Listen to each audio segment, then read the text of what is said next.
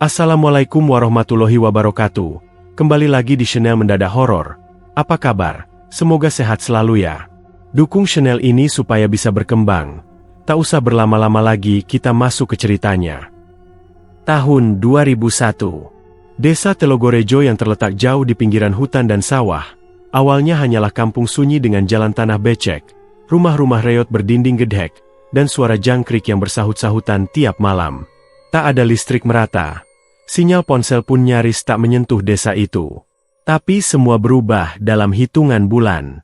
Ragil, seorang petani biasa yang hidup bersama istrinya, Nurlela, menyadari perubahan itu pertama kali ketika rumah tetangganya, Pak Sukir, yang dulu hanya berdinding papan bolong, tiba-tiba disulap menjadi rumah tembok 2 lantai, lengkap dengan parabola dan mobil kijang biru metalik di depan halaman. Padahal, baru sebulan lalu anak Pak Sukir bahkan harus putus sekolah, karena tak mampu bayar SPP. Tak hanya itu, keluarga Pak Men, tukang bakso keliling yang dulu sering mengutang bahan bakar dari Ragil, kini membuka warung bakso besar di pinggir jalan utama desa. Anak-anaknya mengenakan baju baru, sepatu mahal, dan istrinya mengenakan perhiasan emas yang mencolok. Kok bisa? Ya, Le? Padahal panen padi juga belum, gumam Nurlela sambil menjemur pakaian di belakang rumah. Ia menatap rumah-rumah yang dulunya miskin kini terlihat mencolok, seperti tak lagi berpijak di tanah. Entah, Embok, aku juga heran. Rasanya bukan cuma 1-2 orang. Kayaknya banyak yang tiba-tiba kaya, jawab Ragil sambil mengasah sabit. Tapi dalam hatinya, ia merasa gelisah. Ada yang tidak wajar dengan semua ini. Kabar tentang kekayaan mendadak itu cepat menyebar. Tapi yang membuat merinding adalah fakta bahwa di balik kekayaan itu, ada kabar burung yang tak bisa diabaikan. Istri-istri yang hamil keguguran tiba-tiba, tanpa sebab. Konon, beberapa ditemukan pingsan dengan perut berlumuran darah, dan anehnya, janin mereka hilang, seperti dilenyapkan oleh tangan tak kasat mata. Desa mulai dipenuhi bisik-bisik malam. Orang-orang mulai menutup jendela lebih awal. Ada yang mengatakan melihat bayi merangkak di tengah jalan saat malam, dengan wajah hangus dan mata merah menyala. Ada pula yang mendengar suara tangisan bayi dari sumur tua yang sudah lama ditutup karena airnya bau amis. Tapi tetap saja, banyak warga yang mendadak hidup mewah. Mereka tak peduli pada kabar horor itu. Bahkan, ada yang terang-terangan berkata, lebih baik kaya disumpahi setan, daripada miskin mati kelaparan. Ragil mencoba menepis rasa penasaran itu, tapi sulit. Ia dan Nurlela masih hidup pas-pasan. Sawah peninggalan orang tuanya sudah lama dijual untuk bayar utang. Ia hanya menggarap ladang kecil pinjaman dari Pak Dukuh. Hasilnya hanya cukup makan seadanya. Sering, mereka hanya menyisakan 1 piring nasi untuk dibagi berdua. Malam itu, saat gerimis tipis mengguyur atap rumahnya yang bocor, Ragil duduk di beranda sambil menyeruput kopi pahit. Cahaya dari lampu minyak menggoyang-goyang bayangan dinding. Udara terasa lembab dan sunyi. Dari kejauhan, terdengar suara deru mesin mobil. Lampu sorot menyorot jalan sempit desa. Mobil itu berhenti di depan rumah Karno, teman kecil Ragil yang dulu pergi merantau ke Kalimantan dan tak pernah kembali. Tiba-tiba, dalam beberapa hari terakhir, Karno pulang dengan tampilan mewah, mengenakan batik sutra, sepatu kulit, dan istri barunya yang berwajah cantik namun matanya kosong. Ragil menyipitkan mata. Karno menoleh ke arahnya, lalu melambai. Ada senyum aneh di wajahnya. Senyum yang tidak seperti manusia biasa. Besok paginya, Karno mampir ke rumah Ragil. "Gil, aku dengar kamu lagi susah. Mau cepat kaya?" katanya tanpa basa-basi. Ragil tercekat. "Maksudmu?" "Ada cara, tapi nggak semua orang kuat. Tapi kalau kamu berani, kamu bisa hidup enak. Nggak cuma kamu, anak cucumu juga ikut kaya 7 turunan." Ragil menelan ludah. Nurlela diam di dapur, memasang telinga dari balik tirai. Ada sesuatu dalam nada suara Karno yang dingin, seperti bukan Karno yang dulu ia kenal. "Apa syaratnya?" Karno menatapnya dalam-dalam. "Nanti malam, ikut aku ke hutan bambu belakang desa. Tapi jangan bilang siapa-siapa, apalagi istrimu. Lalu Karno pergi, meninggalkan Ragil dengan pikiran yang berkecamuk dan dada yang terasa berat.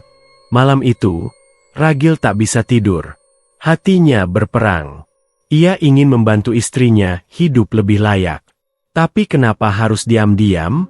Kenapa Karno melarang memberitahu istri? Dan di luar rumah, angin berdesir membawa suara yang asing, seperti suara bayi menangis pelan dari arah hutan. Telogorejo memang sudah berubah. Tapi Ragil mulai sadar, perubahan itu bukan berkah, melainkan kutukan yang sedang menunggu korban berikutnya.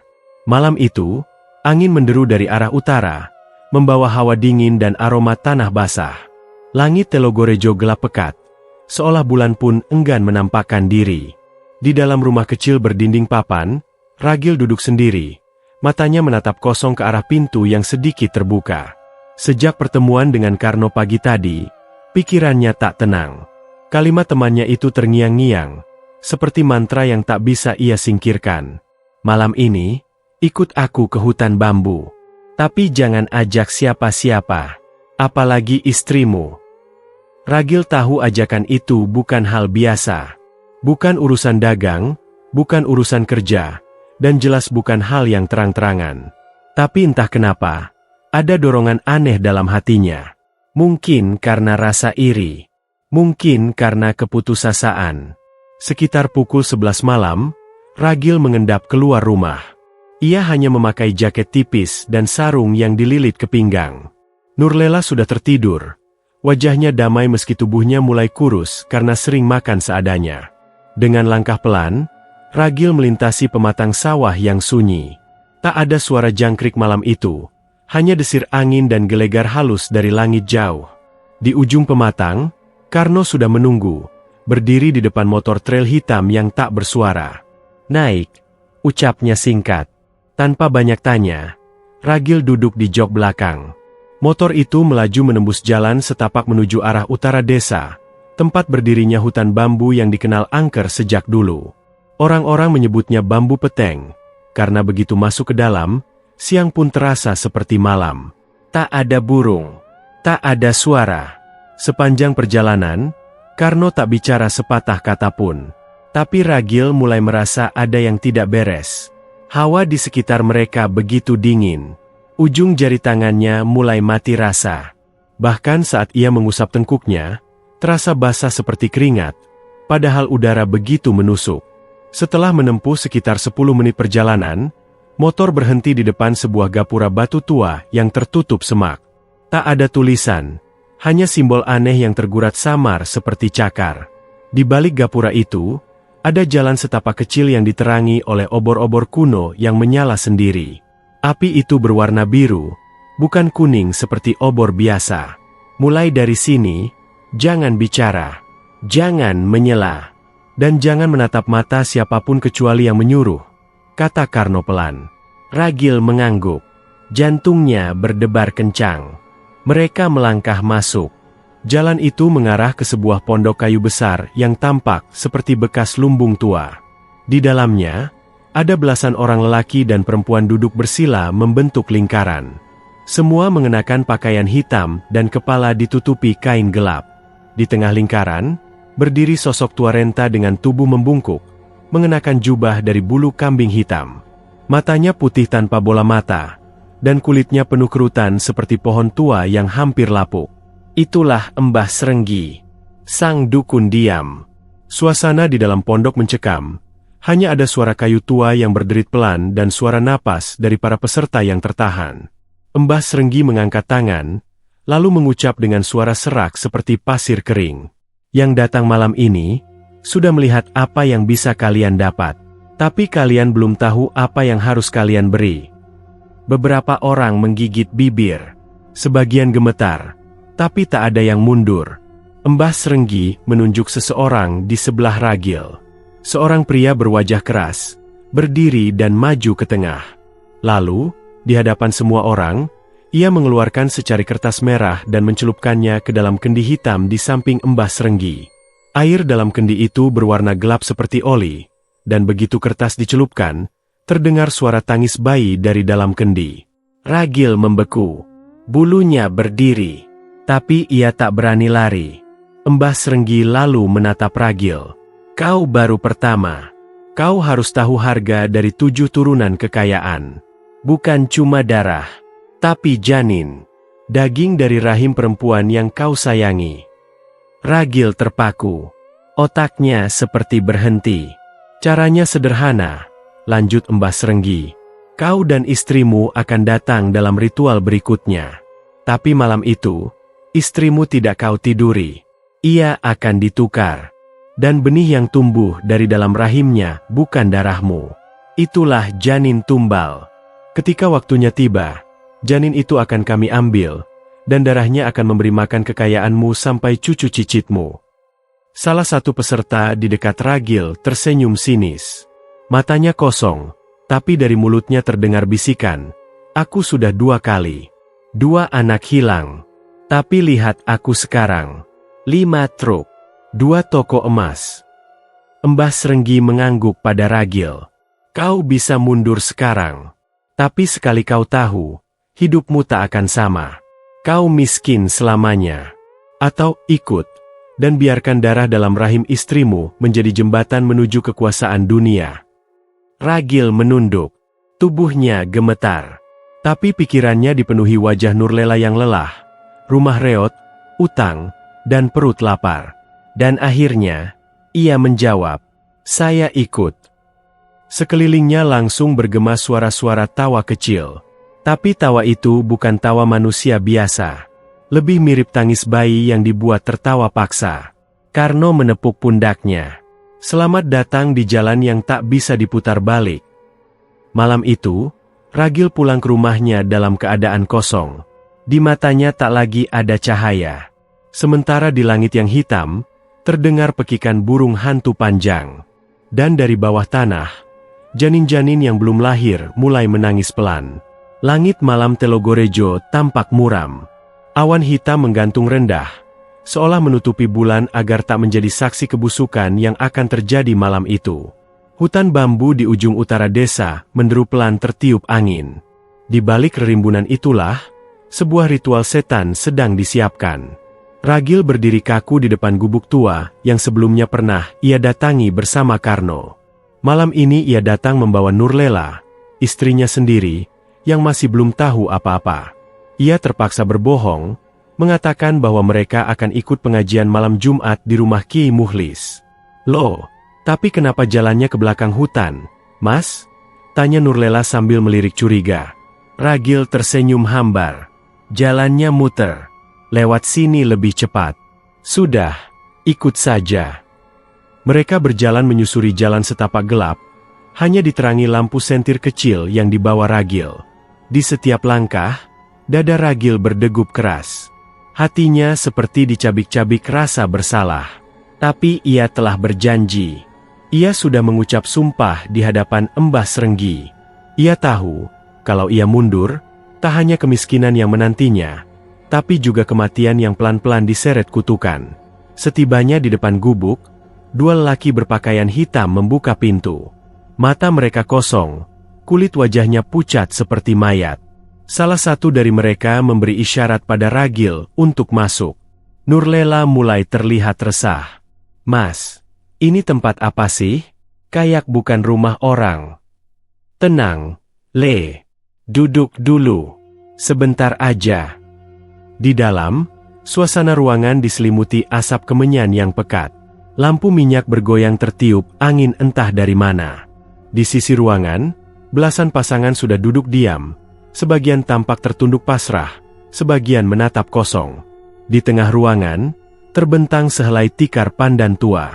Di atasnya ada kendi tanah liat, sebuah boneka bayi dari kain kafan, dan cawan kecil berisi darah segar. Mbah Srenggi muncul dari balik tirai belakang, disertai beberapa wanita tua yang mengenakan jarik lusuh. Suaranya parau dan dalam. Malam ini adalah malam penentu. Tubuh kalian adalah alat. Tapi yang kami butuhkan bukan tubuhmu, melainkan darah yang akan tumbuh di rahim wanita itu. Bayi pertama dari hasil tukar adalah kunci kekayaanmu. Beberapa perempuan mulai gelisah. Mereka tak mengerti maksud ucapan itu. Tapi para suami tetap diam. Termasuk Ragil. Mbah Serenggi mengangkat tangannya, dan para wanita tua mulai membagikan minuman hitam pekat kepada setiap perempuan di ruangan.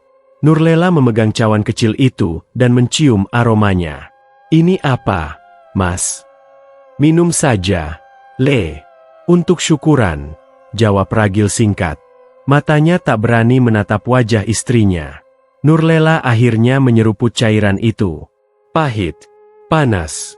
Setelah meneguknya setengah, tubuhnya mulai lemas. Matanya berkunang-kunang. "Mas, aku pusing." Tak sampai semenit, Nurlela limbung dan jatuh tertidur. Demikian juga para perempuan lain. Semua tubuh mereka disandarkan ke dinding ruangan. Seperti boneka. Mbah Serenggi menepuk tangan 3 kali. Tirai belakang dibuka. Dari balik ruangan muncul para lelaki berpakaian hitam, tubuhnya dipenuhi rajah. Wajah mereka tertutup kain, hanya mata merah menyala yang terlihat. Mulailah penukaran. Satu persatu tubuh perempuan dibopong ke ruangan gelap di sebelah kanan. Di dalamnya, hanya ada kasur tipis beralaskan kain putih yang sudah ternoda banyak darah. Tak ada cinta. Tak ada kelembutan. Yang ada hanya ritual bejat bertabur bisikan setan. Ragil tak melihat siapa yang membawa tubuh Nurlela. Tapi suara tirai disibak dan erangan samar dari dalam membuat dadanya makin sesak. Ia ingin kabur. Ia ingin menghentikan semuanya. Tapi tubuhnya terasa berat. Tangannya dingin. Dan Mbah Serenggi terus menatapnya tajam, seolah membaca isi hatinya. "Jangan lemah, Ragil," bisik Karno dari belakangnya. "Itu hanya tubuh. Yang akan lahir bukan anakmu. Itu tumbal. Jangan anggap itu darahmu." Setelah 1 jam yang terasa seperti seumur hidup, para perempuan dikembalikan ke tempat semula. Tubuh mereka masih lemas, tak sadar. Mbah Serenggi lalu mengambil cawan darah dan menggambar simbol di dahi masing-masing suami. Perjanjian telah dimulai. Benih sudah ditanam. Kini kalian hanya perlu menunggu. Malam itu, Ragil memanggul tubuh Nurlela dan membawanya pulang. Perempuan itu tak sadar, hanya bergumam tak jelas. Ia menggigil, tubuhnya dingin seperti mayat. Setiba di rumah, Ragil memandikannya dan menyelimutinya. Saat ia hendak mematikan lampu, Nurlela menggenggam tangannya. Matanya masih terpejam, tapi bibirnya bergetar berkata, "Mas, kenapa perutku perih?" Ragil tercekat. "Ada yang masuk, tapi aku nggak tahu apa itu." Lalu ia tertidur lagi, air mata menetes di ujung matanya. Ragil terduduk di lantai. Kepalanya menunduk, hatinya remuk. Tapi semuanya sudah terlambat. Ia telah menyerahkan istrinya untuk menjadi ladang tumbal bagi kekayaan. Ia telah membuka gerbang dosa yang tak akan tertutup seumur hidupnya. Di luar rumah, suara burung hantu melolong panjang. Dan angin malam membawa suara samar, tangisan bayi dari arah sumur belakang rumah. Tangisan lirih, yang seolah berasal dari rahim Nurlela sendiri. Sudah hampir 3 minggu sejak malam ritual terkutuk itu. Nurlela tak pernah tahu apa yang benar-benar terjadi malam itu. Ia hanya mengingat samar bau kemenyan, suara serak seorang lelaki tua, dan rasa dingin yang menggigit dari tubuhnya ke perut. Setelah malam itu, tubuhnya mulai berubah. Ia sering mual di pagi hari, tidak tahan mencium bau dapur, dan perutnya terasa tegang. Ragil memperhatikan perubahan itu dengan hati yang semakin gundah. "Mas, kok akhir-akhir ini aku mual terus ya?" tanya Nurlela suatu pagi, ketika mereka sarapan dengan tempe goreng dingin. Ragil pura-pura sibuk mengaduk kopi. "Mungkin masuk angin, Le. Tapi rasanya aneh. Perutku kencang. Aku ngerasa kayak ada yang tumbuh di dalam sana." Kalimat itu membuat tengkuk Ragil dingin. Ia memalingkan wajah, tak sanggup menatap mata istrinya. Ia tahu apa yang tumbuh di sana bukan anaknya. Malam harinya, Nurlela mimpi buruk. Ia terbangun sambil berteriak. Tubuhnya berkeringat dingin. Ragil yang tidur di sebelahnya langsung tersentak bangun. "Ada apa, Le?" Nurlela memeluk tubuhnya sendiri, gemetar hebat. "Aku mimpi, di perutku ada tangan kecil." "Dia." Dia berusaha keluar. Mas. Tapi bukan seperti bayi. Tangannya kurus, panjang, kukunya tajam, dia mencakar-cakar dari dalam perutku. Ragil hanya bisa diam. Ia menggenggam tangan Nurlela, mencoba menenangkan, tapi jantungnya seperti akan copot. Ia tak berani berkata apa-apa. Ia tahu, mimpi itu bukan sekadar bunga tidur. Itu peringatan. Hari demi hari, keadaan Nurlela semakin aneh. Kandungannya membesar terlalu cepat. Belum genap 2 bulan, tapi perutnya sudah seperti hamil 5 bulan. Dan setiap malam, ia terus bermimpi buruk. Pernah suatu malam, ia terbangun dengan suara tangisan bayi dari dalam kamarnya. Tangisan itu bukan datang dari luar, tapi dari arah perutnya sendiri. Mas, kamu dengar? Bisiknya lirih. Ragil mengangguk pelan. Tangisan itu seperti bisikan pelan di telinga mereka. Lirih, menyayat, seolah meminta tolong. Keesokan harinya, Nurlela merasa perutnya bergerak-gerak sendiri. Seperti ada sesuatu yang sedang merangkak dari dalam. Ia menangis, meronta-ronta di kamar. Ragil yang panik memanggil dukun bayi, Bu Saminah.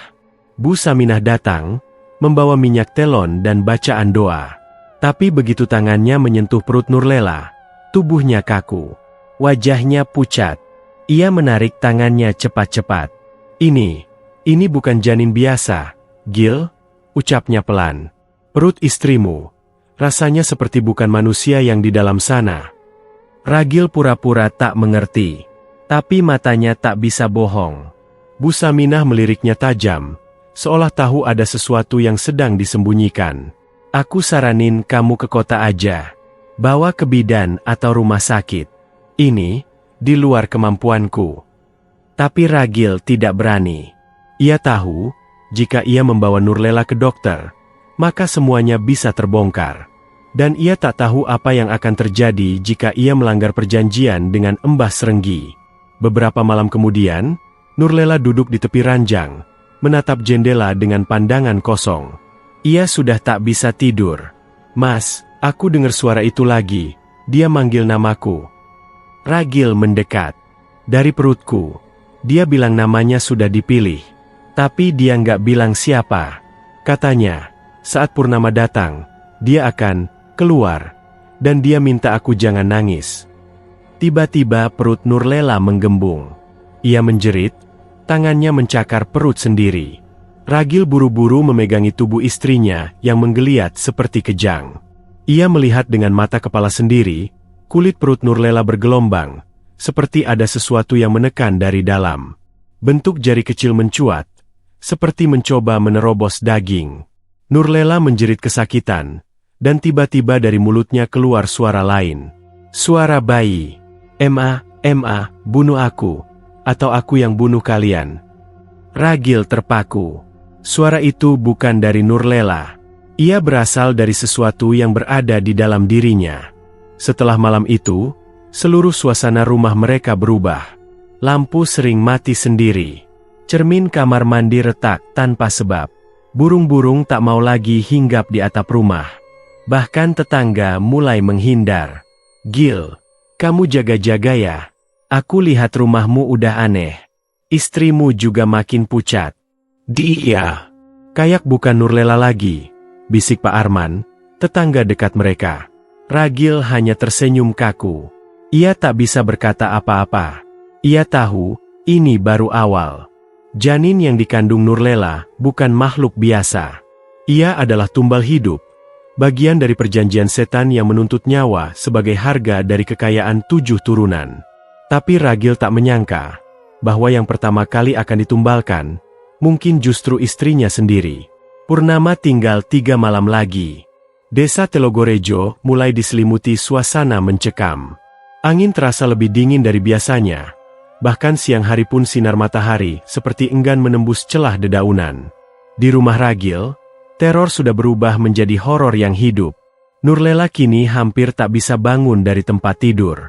Perutnya membesar tidak wajar. Dan setiap malam ia menjerit karena rasa sakit yang datang tiba-tiba seperti kontraksi, padahal usia kandungannya belum sampai 4 bulan.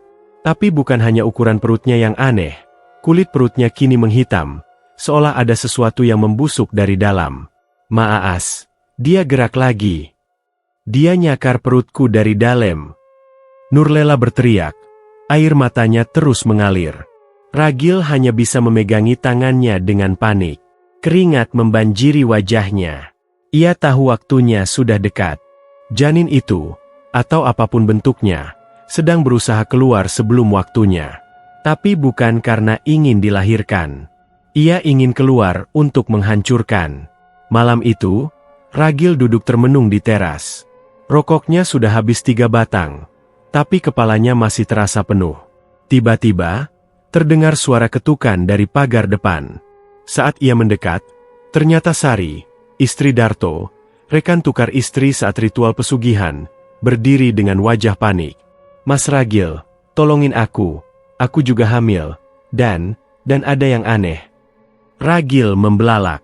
Sari menangis terseduh di depannya, menggenggam perut yang masih datar. Tapi tangannya bergetar hebat.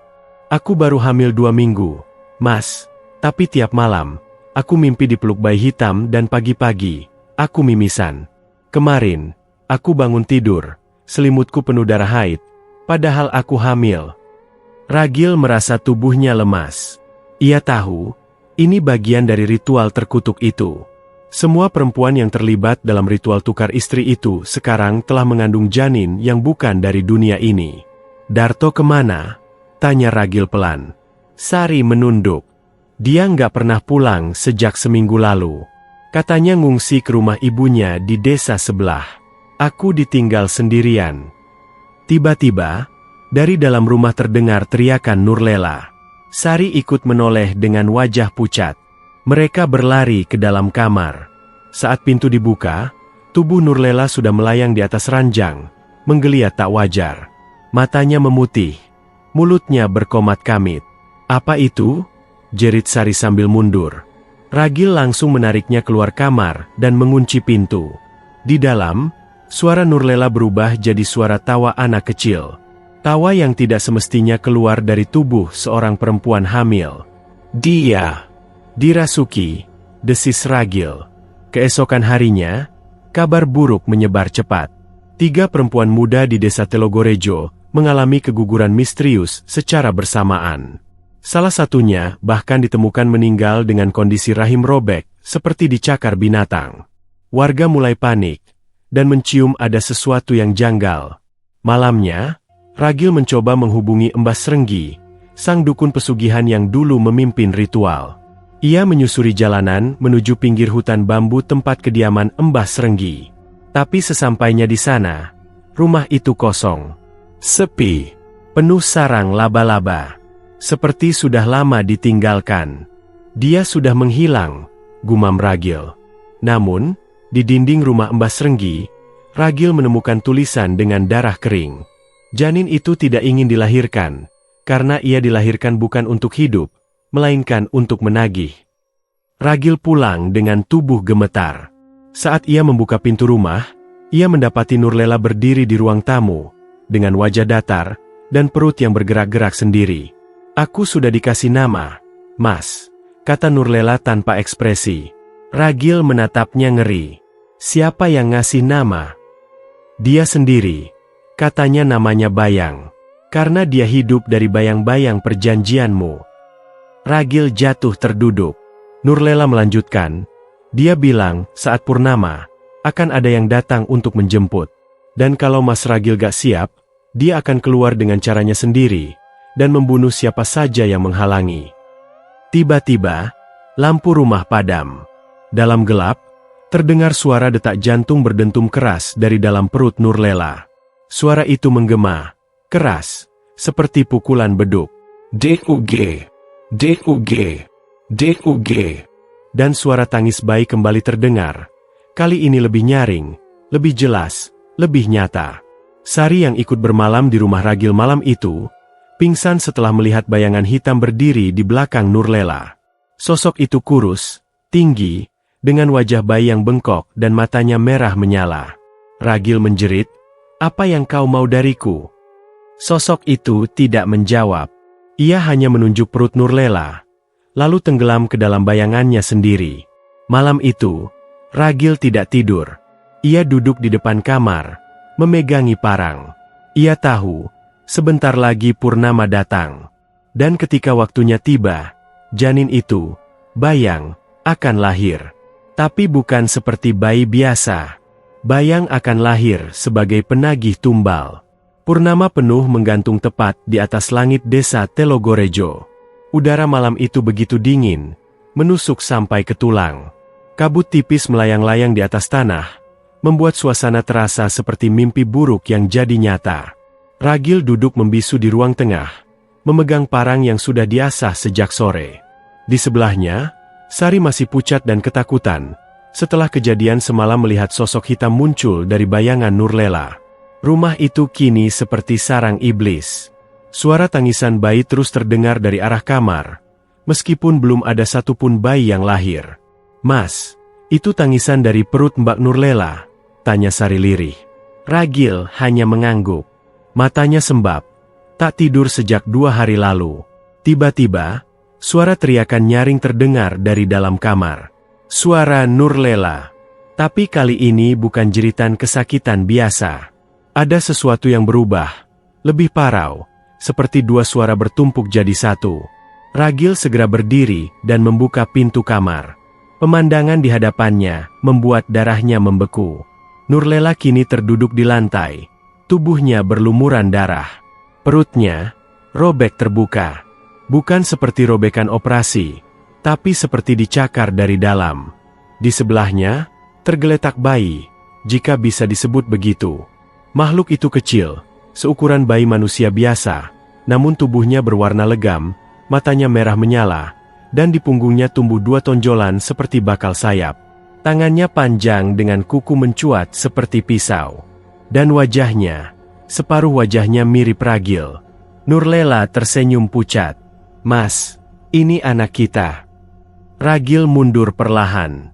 Keringat dingin membasahi punggungnya. Makhluk itu membuka mulutnya, mengeluarkan suara tawa cempreng. Suara tawa yang pernah Ragil dengar sebelumnya, di malam saat ia melakukan ritual pesugihan bersama Mbah Srenggi. "Namaku Bayang," ucapnya pelan, namun menggema ke seluruh ruangan. Ragil jatuh terduduk. Parangnya terlepas. Makhluk itu merangkak pelan ke arahnya, meninggalkan jejak darah hitam yang mendidih. "Mas Ragil," bisik Sari dari belakang. "Kita harus pergi. Ini bukan bayi biasa." Bayang berhenti merangkak, lalu menoleh ke arah Sari. Matanya menyipit, seolah mengenali sesuatu. "Kau juga calon ibu, ya?" gumam Bayang. "Aku punya banyak tempat untuk tumbuh." Tiba-tiba, tubuh Nurlela mengejang, lalu ia menjerit keras. Dari perutnya yang masih robek, muncul tangan-tangan kecil lainnya. Bukan hanya 1 janin yang tumbuh di dalam dirinya. 4 tangan keluar dari perut itu, menggeliat seperti belatung keluar dari daging busuk. Nurlela menjerit, tapi suaranya cepat melemah. Matanya terbalik ke atas. Ia mati. Bayang berdiri di atas tubuh ibunya sendiri. 1 tumbal sudah lunas, bisiknya. Ragil tidak tahan lagi. Ia meraih parangnya, lalu menebaskannya ke arah makhluk itu. Cetak. Tebasan mengenai pundak Bayang, namun tidak memotongnya. Kulit makhluk itu keras seperti baja panas. Ia hanya menoleh dan tersenyum. "Tak semudah itu membunuhku, Ayah." Bayang lalu melompat ke dinding dan lenyap ke dalam bayangan. Suasana rumah seketika menjadi sunyi. Tidak ada tangisan. Tidak ada napas. Hanya tubuh Nurlela yang mulai membiru, dan darah hitam yang mengalir pelan ke lantai. Sari menangis terseduh. "Kita harus pergi dari sini, Mas." Tapi Ragil tahu, sudah terlambat. Pagi harinya, warga Telogorejo dikejutkan oleh peristiwa aneh. 3 orang bayi yang baru lahir di desa itu meninggal bersamaan. Wajah mereka membiru, mata terbuka lebar dengan luka goresan di dada. Kabar ini menyebar cepat. Beberapa warga mulai mengaitkan kejadian itu dengan suara tangisan bayi yang terdengar dari hutan pada malam purnama. Beberapa yang nekat mencari sumber suara malah jatuh sakit keras dan mengigau, menyebut-nyebut nama Bayang. Sementara itu, Ragil dan Sari bersembunyi di rumah kosong milik kakek Ragil yang terletak di pinggiran desa. Rumah itu sudah lama tak dihuni. Mereka mengurung diri, berharap makhluk itu tidak mengejar. Namun harapan itu pupus saat malam berikutnya datang. Sari mendadak kejang-kejang. Perutnya menggembung, jauh lebih cepat dari usia kehamilannya. Ia menjerit, "Dia masuk ke dalam aku. Mas Ragil, dia masuk." Ragil memeluknya erat, menangis ketakutan. Dari perut Sari, terdengar suara tawa kecil. Sama seperti dulu. Sama seperti Nurlela. Bayang kini berpindah tubuh. Ragil menatap keluar jendela. Di halaman rumah, terlihat sosok Mbah Srenggi berdiri diam. Ia mengenakan jubah hitam, dengan mata tertutup kain merah. Di belakangnya, bayangan-bayangan kecil bergerak-gerak seperti anak-anak kecil bermain, tapi dengan suara tawa yang mengerikan. Mbah Srenggi hanya berkata, "Tumbal pertama telah diterima. Kini gilirannya beranak pinak. Kau harus siap kehilangan semua." Malam itu, Ragil pingsan. Ia terbangun menjelang subuh. Di sebelahnya, Sari sudah tenang, tapi perutnya masih besar. Meskipun ia baru hamil beberapa minggu, tatapannya kosong, dan dari mulutnya keluar bisikan, "Bayang akan lahir 7 kali." Ragil menjerit, menyadari kutukan itu belum selesai. Ia baru memberikan 1 tumbal. Sementara Bayang butuh 7 kelahiran, untuk menebus perjanjian 7 turunan kekayaan yang ia minta. Dan kini, 1 persatu wanita yang terlibat, atau yang punya kaitan darah dengan Ragil, akan dijadikan wadah kelahiran Bayang. Pagi itu, matahari enggan menyinari desa Telogorejo. Langit berwarna abu, dan angin dingin meniup lembut seperti membawa kabar kematian yang belum selesai. Ragil berdiri di depan kaca, memandangi wajahnya sendiri. Matanya cekung, rambutnya acak-acakan, dan di balik kulit wajah yang mulai keriput karena beban, ia menyadari satu hal yang tak terbantahkan, dirinya sedang dihancurkan perlahan oleh perjanjian yang dulu ia buat dengan keserakahan. Sari masih tidur di kamar dengan perut yang membesar seperti wanita hamil 7 bulan. Padahal baru beberapa minggu yang lalu, ia dinyatakan positif. Ragil tahu, Bayang sedang tumbuh di dalam rahimnya, dan ini baru permulaan. Suara ketukan terdengar dari pintu depan. Ragil langsung tersentak. Ia mengintip dari sela-sela gorden. Di luar berdiri Intan, adik sepupu Sari yang baru saja datang dari Jakarta untuk liburan. Perempuan muda itu berdiri sambil menenteng koper dan tersenyum. Tidak tahu bahwa dirinya baru saja tiba di tempat paling terkutuk. "Mas Ragil, ini Intan," teriaknya ceria. Ragil membuka pintu dengan tubuh gemetar. "Kenapa kamu kesini?" "Kan Mas Ragil yang undang, kemarin kirim pesan katanya boleh nginap seminggu karena di Jakarta suntuk terus." Ragil membeku. Ia tidak pernah mengirim pesan apapun. Jantungnya berdetak kencang. "Masuk dulu," gumamnya, meski pikirannya penuh tanda tanya. Saat Intan masuk, tiba-tiba Sari keluar dari kamar. Tapi bukan Sari yang lembut dan bersahaja. Ini Sari yang matanya kosong, dengan suara berat seperti ditumpangi roh lain. "Selamat datang, Intan," katanya lirih sambil tersenyum dingin. "Perutku sudah sesak. Waktunya berpindah." Ragil terdiam. Ia sadar, Bayang akan segera lahir kembali, dan butuh rahim baru. Malam itu, kabut menyelimuti rumah. Lilin-lilin menyala tanpa sebab. Sari duduk di pojok ruangan, merintih dan menggigil seperti kerasukan. Intan, yang merasa ada yang janggal, mulai merasa ketakutan. Ia mendengar bisikan-bisikan dari dapur, suara anak kecil tertawa, dan langkah kaki kecil di langit-langit rumah. "Mas Ragil, ada anak kecil di atap?" tanyanya gemetar. Ragil hanya diam. Ia tahu, Bayang sedang mencari jalan keluar dari rahim Sari. Seketika, suara pecahan kaca terdengar dari kamar mandi. Intan berlari ke arah sana dan menjerit. Di lantai, terlihat jejak kaki kecil yang berdarah, menyusuri ubin seperti anak kecil yang baru belajar jalan. Namun jejak itu hanya sepasang, tanpa tubuh. Sari menjerit keras, lalu tubuhnya terguling ke lantai. Ia kejang, mulutnya menganga, dan dari rahimnya yang membesar, sesuatu bergerak. Bayang sedang mencoba lahir. Ragil berusaha menahan perut istrinya, mencoba mencegah makhluk itu keluar. Tapi dari balik kulit sari, terlihat wajah merah dan mata menyala mendorong keluar seperti menembus daging manusia. "Pindah! Aku butuh rahim baru!" teriak Bayang dari dalam perut. Tiba-tiba Intan pingsan. Dan saat itulah, sosok hitam merangkak keluar dari tubuh Sari. Kulitnya masih berlendir, tubuhnya kecil namun sangat lincah, dan seketika ia melompat ke arah tubuh Intan. Ragil menjerit, "Jangan!" Tapi sudah terlambat. Bayang menempel di perut Intan, dan dalam sekejap, perut Intan mulai membesar. Kulitnya menggembung seperti balon yang diisi cairan pekat. Napas Intan tercekat. Ia tak sadarkan diri, namun tubuhnya mulai menampakkan gejala aneh. Matanya bergerak cepat di balik kelopak, dan jari-jarinya membengkok. Keesokan harinya, Sari ditemukan tewas. Wajahnya tenang, namun rahimnya kempis. Seolah ia telah melahirkan tanpa bayi. Ragil kini tahu, ini belum selesai. 7 wanita harus menjadi wadah Bayang. Dan sekarang sudah 2, 5 lagi menanti. Ia membuka buku catatan ritual pemberian Embah Srenggi. Nama-nama ini bukan sembarangan. Semuanya perempuan yang pernah bersentuhan secara batin atau fisik dengan Ragil. Ia sadar, bagian dari perjanjian adalah bahwa Tumbal harus memiliki ikatan darah atau hubungan emosional dengan dirinya. Ragil menangis. Ia ingin berhenti. Tapi Bayang tidak akan berhenti sebelum 7 tubuh perempuan hancur sebagai tempat lahirnya. Tengah malam, Intan bangun dengan wajah pucat. Ia memegangi perutnya yang makin besar dan menggigil.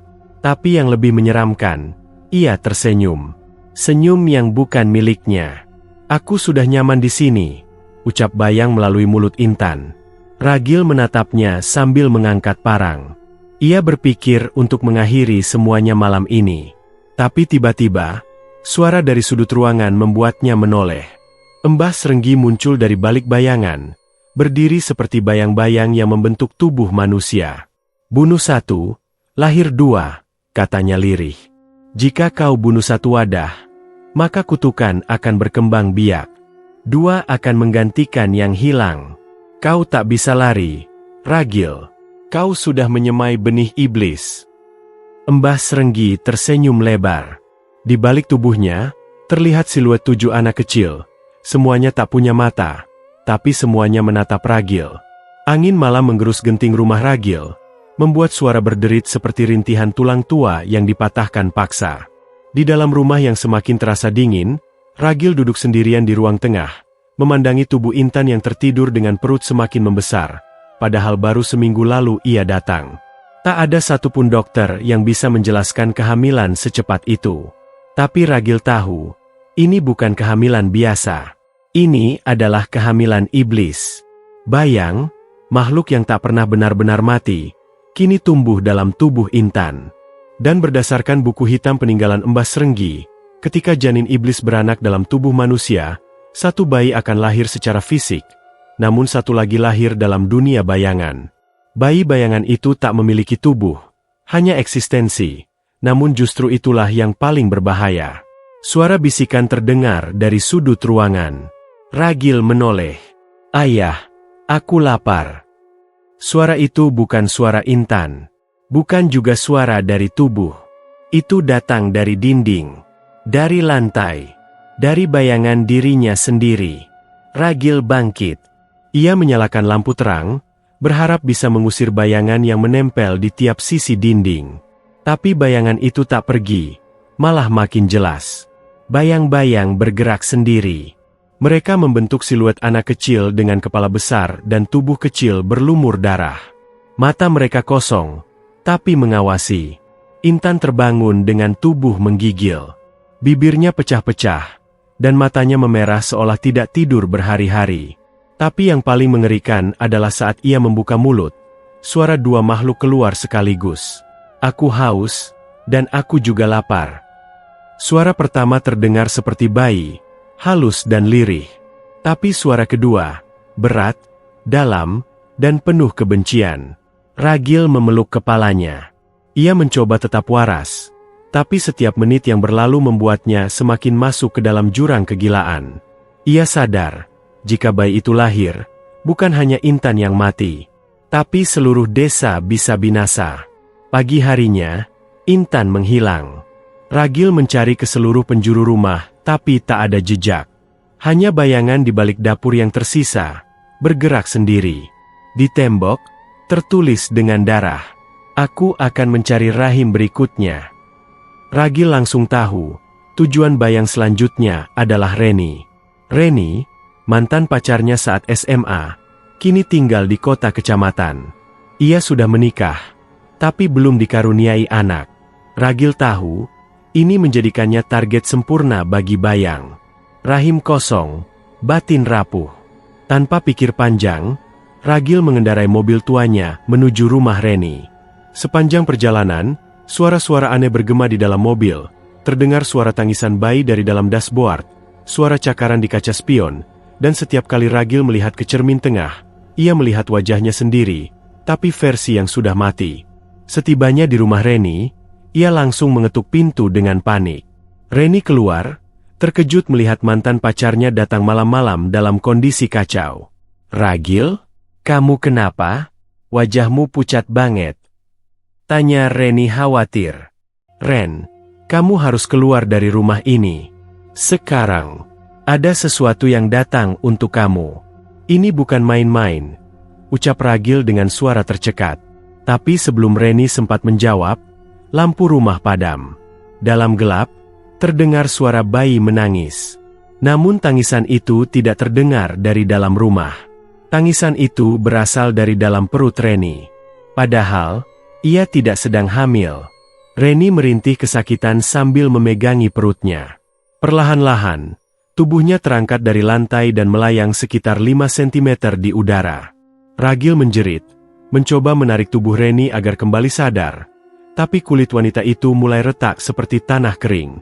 Dari sela-sela retakan kulitnya, muncullah bayangan tangan bayi, mencakar dari dalam. "Terima kasih, Ragil, rahim ini hangat. Aku suka." Suara bayang kembali terdengar. Bayang tak hanya ingin tumbuh, ia ingin berkembang biak. Ia tak ingin satu tubuh, ia ingin dunia menjadi rahimnya.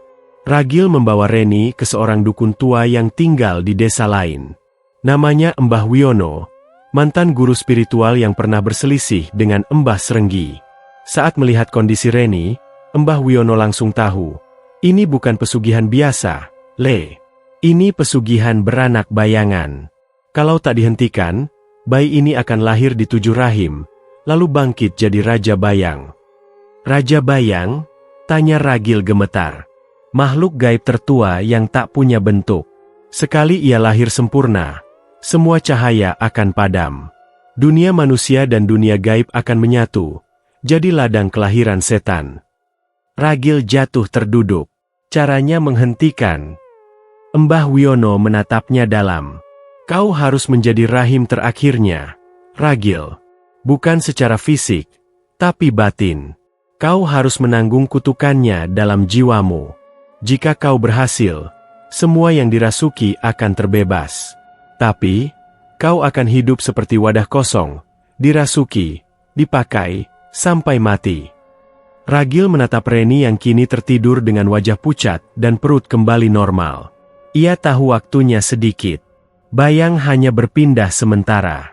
Cepat atau lambat, ia akan kembali, atau mencari tubuh lainnya. Malam itu, Ragil duduk sendiri di altar kecil milik Mbah Wiono, dikelilingi lingkaran garam dan lilin. Tubuhnya telanjang dada, dan di perutnya, digambarkan simbol rahim terbalik dengan darah ayam hitam. Mbah Wiono membacakan mantra, sementara udara di ruangan itu makin berat. "Bayang, datanglah, aku buka tubuhku untukmu," ucap Ragil dengan suara bergetar. Semua lampu padam. Lilin-lilin berkedip. Dan dari sudut ruangan, keluar sosok kecil berlendir dengan mata merah. Bayang mendekat, tertawa kecil. "Akhirnya, ayah mau jadi ibuku." Makhluk itu melompat, menempel ke perut Ragil. Rasa sakit luar biasa membuat Ragil berteriak sekencang-kencangnya. Ia merasa tubuhnya ditusuk dari dalam, digerogoti, Diisi. Bayang masuk. Beberapa jam kemudian, Mbah Wiono menemukan Ragil tergeletak. Matanya kosong, bibirnya menyeringai aneh. Tapi Reni, Intan, dan semua korban sebelumnya pulih. Namun kini, bayangan Ragil tak pernah bergerak sesuai tubuhnya. Kadang membelot ke arah lain. Kadang menatap langsung ke mata orang yang melihatnya. Karena di dalam tubuh Ragil, Raja Bayang belum selesai tumbuh. Sudah seminggu Ragil tak keluar dari rumah kayu tua milik Mbah Wiono. Penduduk desa yang lewat hanya berani mengintip dari balik semak. Mereka melihat bayangan Ragil yang tidak mengikuti tubuhnya, melainkan bergerak sendiri, seperti sedang hidup dan berpikir. Suatu malam, hujan deras mengguyur. Petir menyambar-nyambar langit, seakan alam pun ketakutan. Di dalam rumah itu, Ragil duduk kaku di pojok ruangan. Matanya bolak-balik terbuka dan tertutup, seperti berjuang antara sadar dan hilang. Perutnya membengkak, seolah mengandung sesuatu, padahal ia seorang laki-laki. Tapi ini bukan kehamilan biasa. Ini penampungan kegelapan. Bayang, makhluk yang ia terima dalam tubuhnya, telah tumbuh. Ia tak lagi sekadar janin gaib. Ia mulai menyerap ingatan, jiwa, dan perlahan menulis ulang struktur tubuh Ragil dari dalam. Hari ini, aku lahir. Suara itu keluar dari mulut Ragil, tapi bukan miliknya. Itu suara Raja Bayang. Di luar rumah, langit mendadak gelap total meski jam baru menunjukkan pukul 8 malam. Tak ada satupun lampu yang bisa menyala. Baterai habis. Lilin padam. Senter rusak. Semua alat pencahayaan seolah disabotase oleh sesuatu yang tak terlihat. Orang-orang mulai panik. Desa diliputi ketakutan. Anak-anak menangis. Anjing melolong terus-menerus ke arah utara, tempat rumah Ragil berada. Mbah Wiono berdiri di depan pintunya, memegangi tasbih dan kitab tua penuh mantra. Wajahnya serius. Ia tahu, malam ini adalah malam kelahiran kegelapan. Dan kalau tak dihentikan, tak hanya desa yang binasa, tapi seluruh lapisan dunia akan bergabung menjadi satu, dunia tanpa cahaya. Di dalam rumah, tubuh Ragil mulai berubah. Tulangnya melengkung seperti dipaksa membentuk ruang. Dadanya robek sendiri dari dalam. Dari sana muncul tangan kecil, kurus, berwarna hitam legam seperti jelaga. Tangannya panjang, jari-jarinya mencakar-cakar tulang iga Ragil seperti hendak keluar. Raja Bayang ingin lahir. Tangisan bayi terdengar, tapi bukan satu, melainkan 7 tangisan berbeda, seolah lahir dari rahim di 7 dunia. Bayangan-bayangan dari dinding mulai merayap turun, membentuk sosok tubuh-tubuh tanpa kepala. Mereka menari melingkar mengelilingi Ragil, menyambut kelahiran junjungan mereka. Ragil, meskipun tubuhnya dikendalikan, menangis. "Bunuh aku, siapapun, tolong bunuh aku," bisiknya lirih, sebelum mulutnya dibekap bayangan hitam. Mbah Wiono masuk rumah itu tanpa banyak bicara. Ia menggenggam keris kuningan warisan leluhur yang hanya boleh digunakan saat pengusiran Raja Kegelapan. Begitu memasuki rumah, pemandangan neraka menyambutnya. Lantai dipenuhi darah hitam pekat yang bergolak seperti air mendidih. Udara terasa berat, seperti paru-paru disumpal lumpur. Dan Ragil, atau makhluk yang tinggal di tubuh Ragil, sudah tidak lagi terlihat manusia. Tubuhnya terbuka seperti bunga bangkai. Dari dalamnya, muncul sesosok makhluk menyerupai janin raksasa berwarna arang, dengan mata kosong menyala merah dan sayap kabut hitam di punggungnya. Itulah Raja Bayang. Ia belum lahir sempurna, tapi sudah bisa berbicara ke dalam pikiran siapapun di sekitarnya. "Wiono, kau datang terlambat. Cahaya akan pada malam ini. Matahari tak akan terbit lagi. Dunia kalian milikku." Mbah Wiono menggigit ujung lidahnya hingga berdarah. Darahnya ia oleskan ke keris. Lalu ia bacakan mantra pemisah dimensi. Tiba-tiba, seisi rumah berguncang. Bayangan menggila, berteriak dan mencakar-cakar dinding. Raja Bayang menjerit. Ia belum sepenuhnya kuat. Tapi ia sudah cukup untuk merasuki bayangan seluruh manusia di dunia. Setiap bayangan akan menjadi matanya. Setiap sudut gelap, menjadi jalan keluar bagi kekuasaannya. Mbah Wiono tahu ini saat terakhir. Jika ia gagal, dunia akan menjadi penjara tanpa cahaya, tanpa harapan. Dengan satu hentakan kaki, ia melompat dan menghujamkan keris ke pusar Ragil, tempat di mana dimensi lahirnya terhubung.